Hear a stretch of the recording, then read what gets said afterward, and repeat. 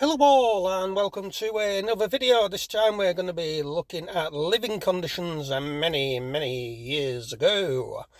And when the first census took place in 1801, about 20% of the population lived in towns, and this rose to 50% by 1851 as agricultural workers seeking better life prospects moved from the countryside into towns and cities.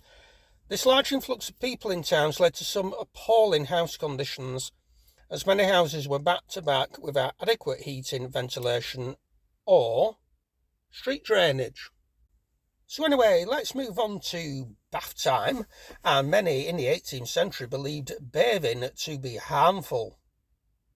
Some do now, judging by the smell of them. So even in rich households it was done in moderation. The theory back then was that germs, then known as miasmas, or something like that anyway, were everywhere and they could enter the body through the skin. Therefore, bathing the skin, especially in hot water, would leave the pores open so that these germs could seep in and bring poor health and illness. Any excuse.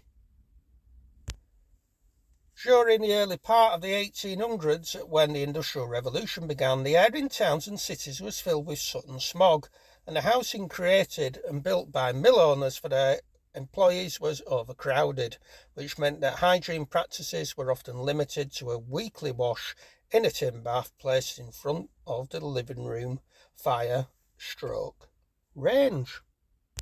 The next subject we'll be looking at is going to the crapper.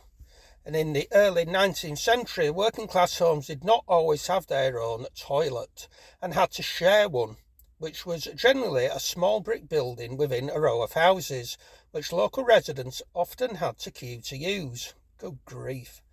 The toilet itself usually consisted of a wooden box seating structure above a long drop, which made the sound of a plop, to allow the sewerage to escape into the underground sewers. How wonderful.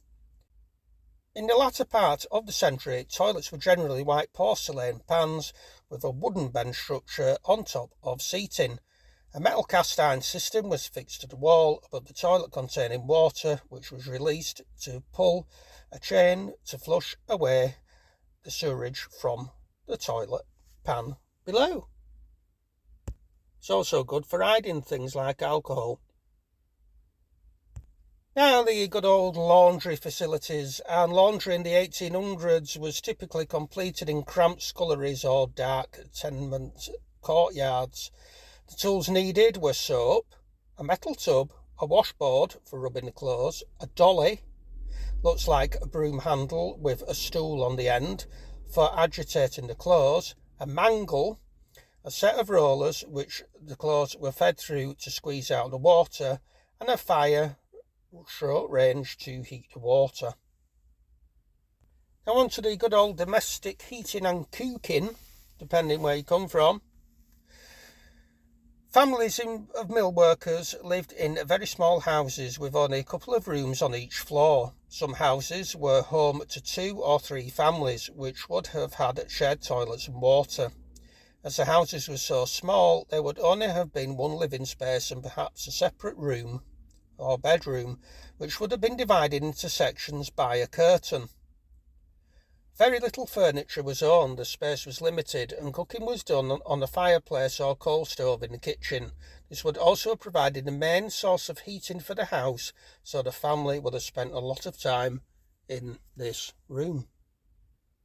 So just to finish off, toilets were often shared by several houses and workers renting the properties, and they were expected to work for long hours for very poor wages under stressful conditions. This all brought about numerous outbreaks of cholera, and in the 1840s local town councils began to bring about the measure of regularisation of back-to-back buildings, and cellar houses were banned.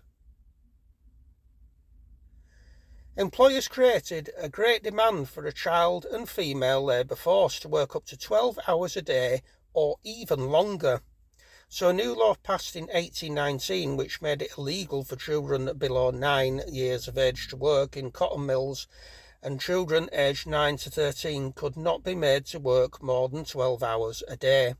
another law created a few years later stipulated that no one below 18 years of old could be made to work between 8:30 p.m. and 5:30 a.m. And that concludes the second video looking back at the life of yesteryear. I hope you've enjoyed both of them. Please remember to like, share and subscribe. If you haven't enjoyed them and don't like the video, then please don't bother putting it in the comments below. I've had many bitter comments on my videos and I just ignore them and delete them. So if you've nothing nice to say, then just jog on, unsubscribe. But for those who do appreciate my work, thank you very, very much for all of your support. And until the next video, take care of yourselves and cheerio for now.